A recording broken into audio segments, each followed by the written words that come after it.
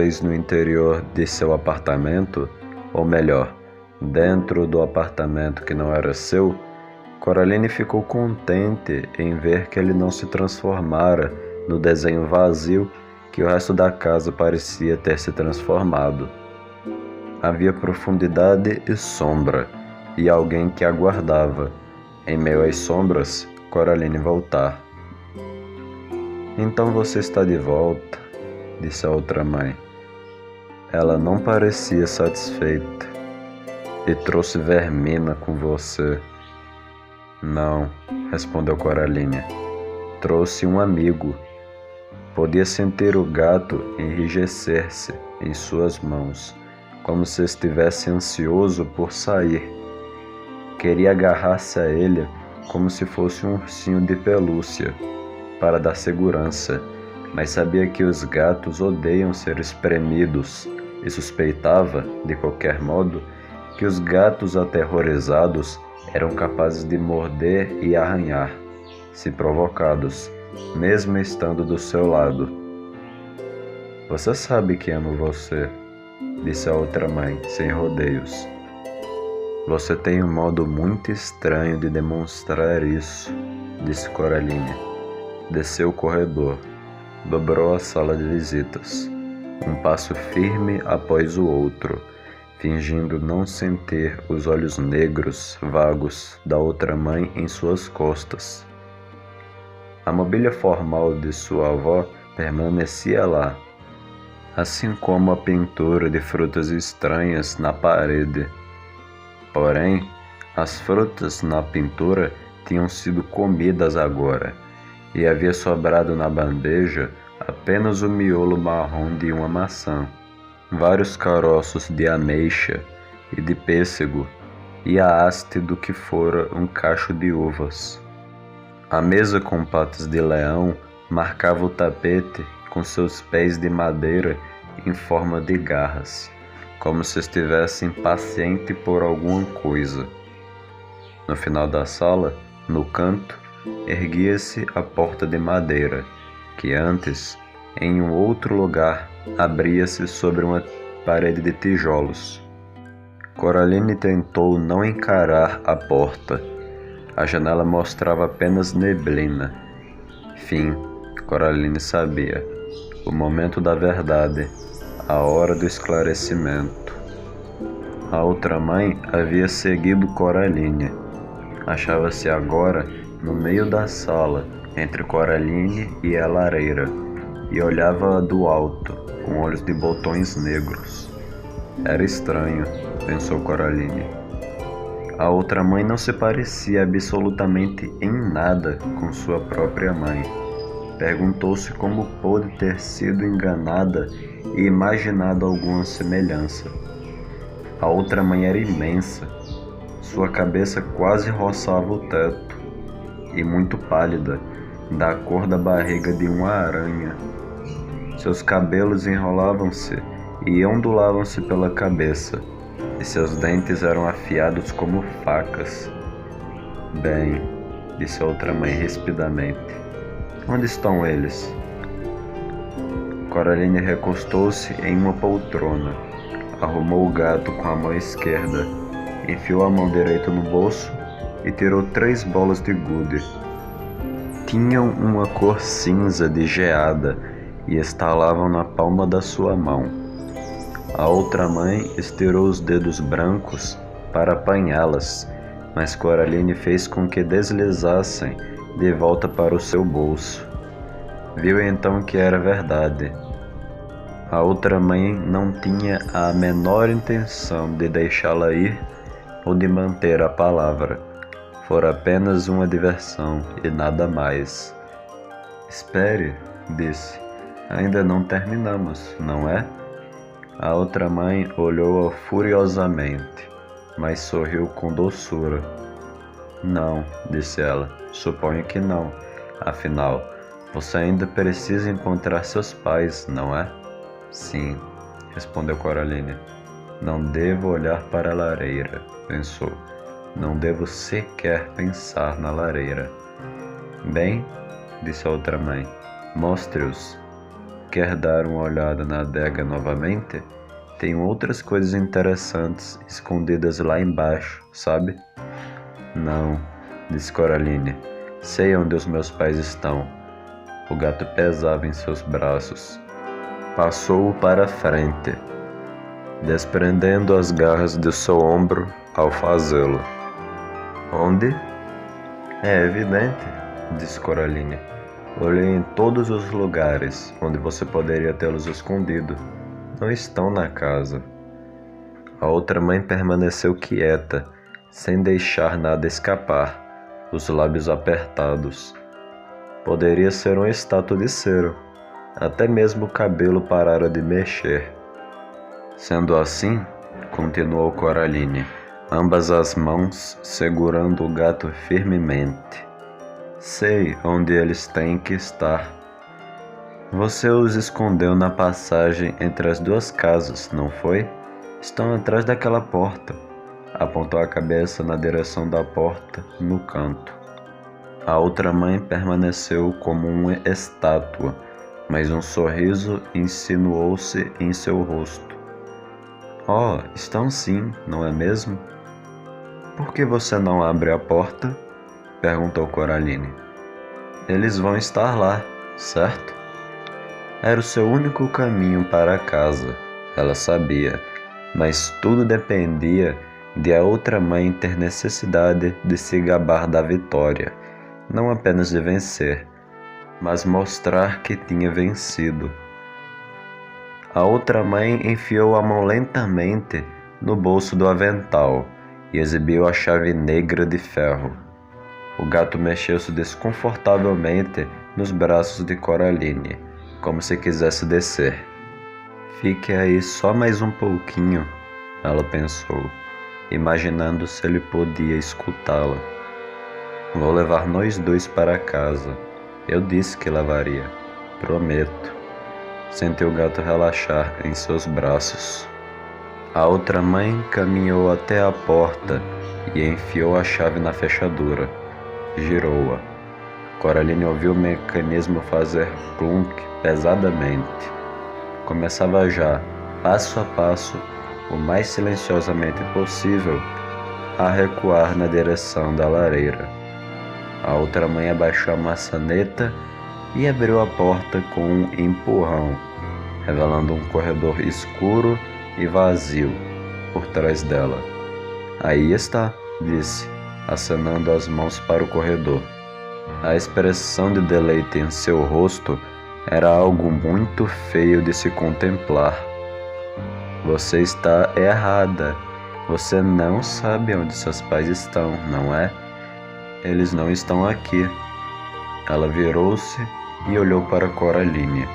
Agora, disse, você vai ficar aqui para sempre. Não, disse Coraline, não vou. E com toda a força de que dispunha, arremessou o gato preto contra a outra mãe. Este uivou e aterrissou sobre a sua cabeça, com as garras golpeando-a, os dentes à mostra, feroz e enraivecido. Com os pelos eriçados, parecia novamente ter a metade do tamanho real. Sem querer ver o que ia acontecer, Coraline chegou ao console e fechou a mão em volta do globo de neve, enfiando-o bem fundo no bolso do roupão. O gato emitiu um uivo profundo e ululante e afundou os seus dentes na bochecha da outra mãe. Ela tentava acertá-lo com vários golpes de mão. O sangue escorria dos cortes em sua face branca. Não sangue vermelho, mas uma substância de cor preta profunda, como piche. Coraline correu para a porta.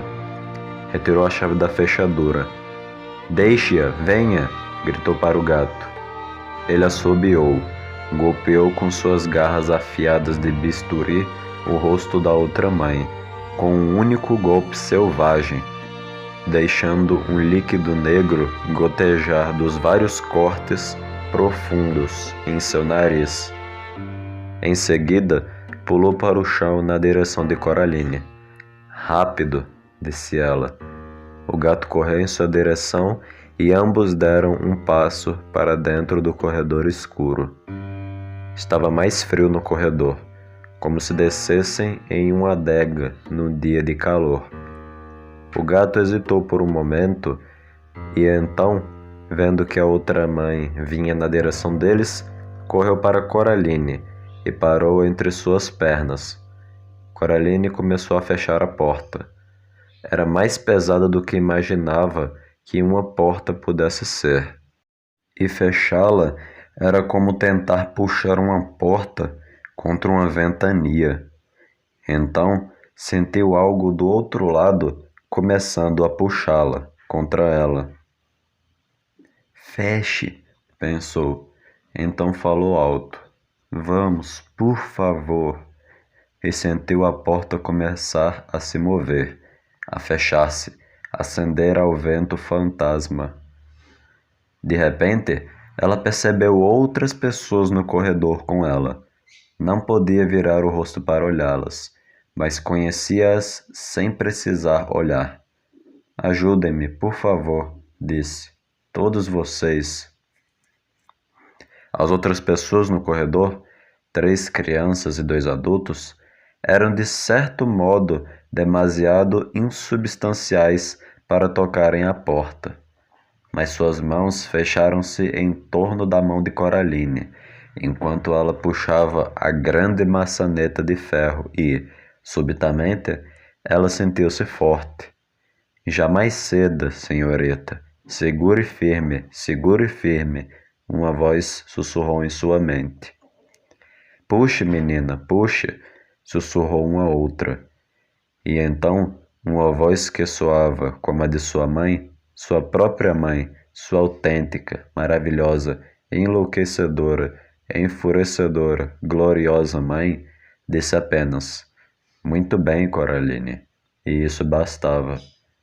A porta começou a fechar-se, deslizando com facilidade. Não, berrou uma voz do outro lado da porta, que não soava mais nem remotamente humana. Alguma coisa agarrou Coraline, esticando-se pela abertura, entre a porta que se fechava e o batente. Coraline sacudiu a cabeça para fora do caminho, mas a porta começou a abrir novamente.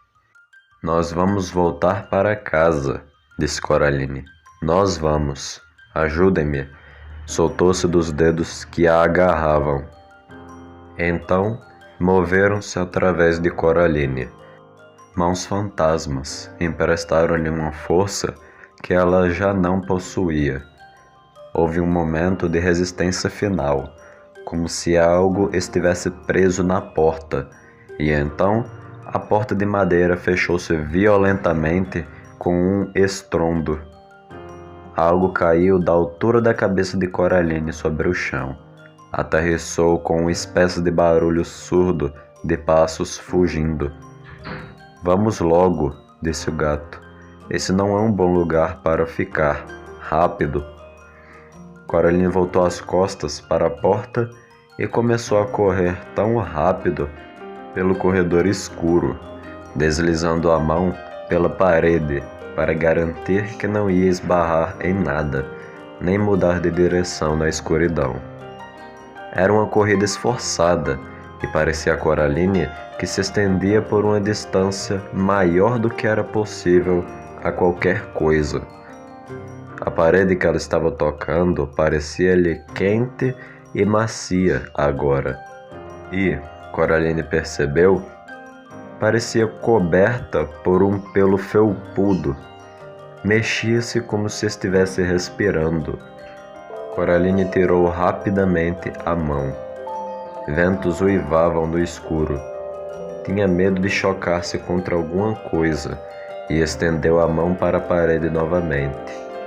Desta vez, o que tocou parecia quente e molhado, como se ela tivesse posto a mão na boca de alguém, e tirou a mão com um pequeno grito.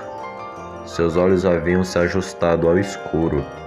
Podia entrever, como frágeis manchas reluzentes à sua frente, 2 adultos e 3 crianças. podia também ouvir o gato pisando à sua frente no escuro. E havia algo mais, que passou correndo subitamente por entre seus pés, quase mandando-a pelos ares. Ela aprumou-se antes de cair, usando o próprio impulso para continuar em movimento. Sabia que se caísse naquele corredor, poderia não se levantar novamente. Fosse o que fosse, aquele corredor era de longe mais velho do que a outra mãe. Era profundo, lento, e sabia que ela estava lá. Então surgiu a luz do dia, e Coraline correu em sua direção, respirando ofegante e arquejante.